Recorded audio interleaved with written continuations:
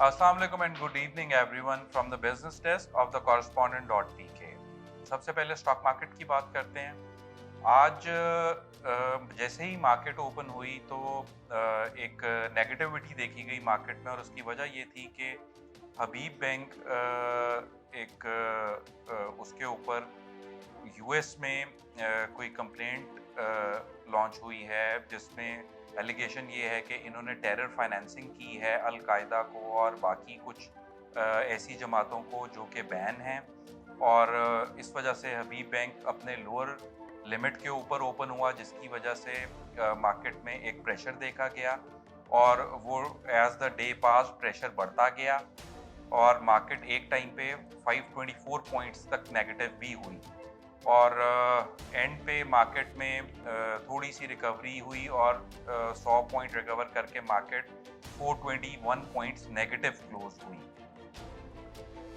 Volume wise अगर हम बात करें तो आज कराची इलेक्ट्रिक वॉल्यूम लीडर रहा, इसमें 11.1 मिलियन शेयर्स ट्रेड हुए।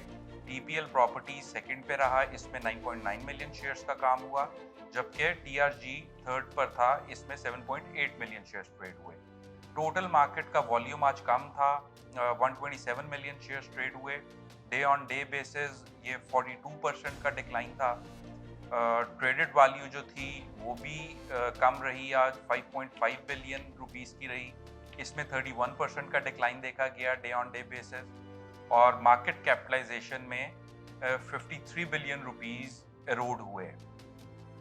टोटल नंबर ऑफ कंपनीज जो ट्रेड हुई वो आज 324 कंपनीज थी। 103 companies closed in the positive zone, 194 companies closed negative, whereas 27 companies remained unchanged.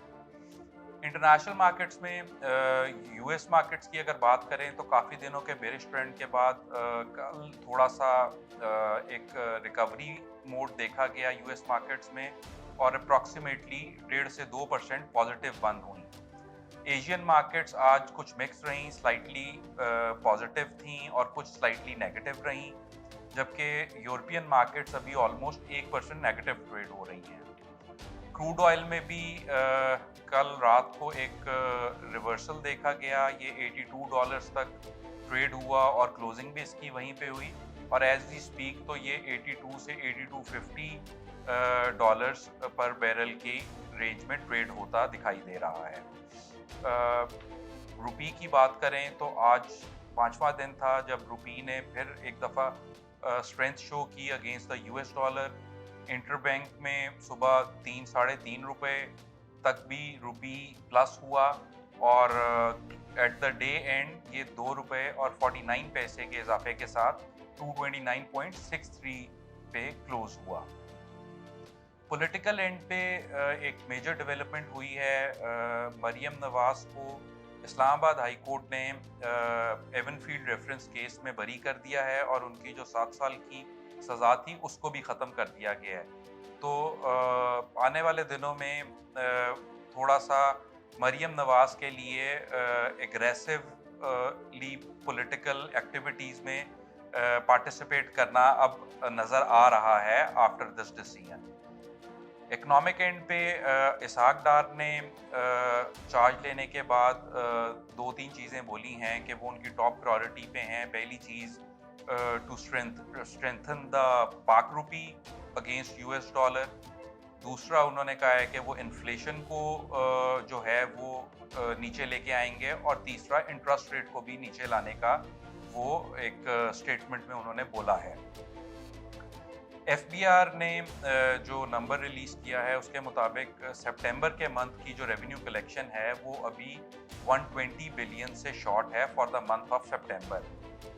684 billion का रेवेन्यू कलेक्शन का टारगेट सेट किया गया था, जिसके सामने 565 बिलियन अभी तक कलेक्ट हुआ है, और उसकी एक मेन रीज़न ये बताई जा रही है रेवेन्यू कलेक्शन जो कम हुई है कि ये फ्लड की वजह से इकोनॉमिक एक्टिविटी स्लो डाउन हुई है और रेवेन्यू कलेक्शन में मुश्किल हो रही है।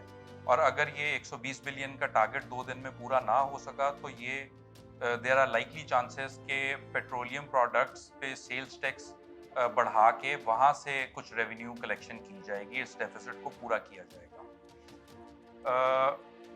कल 30th है तो जिस तरह फोर्टनाइटली पेट्रोल प्राइसेस रिवाइज होती हैं, कल रात में गवर्नमेंट मोस्ट प्रॉब्ली रिवाइज करेगी पेट्रोलियम प्राइसेस को, और एक्सपेक्टेड ये है कि पेट्रोल की प्राइस 7 से 9 रुपए पर लीटर कम होने का चांस है, जबकि हाई स्पीड डीजल जो है ये 15 से 18 रुपए की कमी इसमें एक्सपेक्टेड है, बिकॉज इंटरनेशनल ऑयल प्राइसेस में जो कमी हुई है उसका अभी तक इम्पैक्ट जनरल पब्लिक को नहीं दिया गया था, तो वो एक्सपेक्टेड है कि अब कल की अनाउंसमेंट में रिलीफ पब्लिक को दिया जाएगा।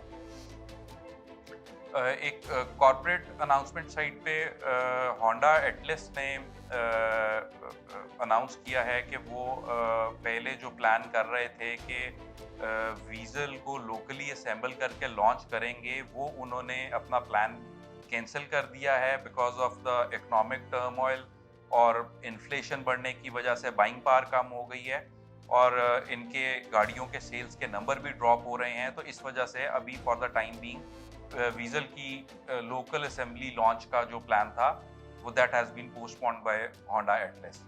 सो that's all for today, till tomorrow, अल्लाह हाफिज़।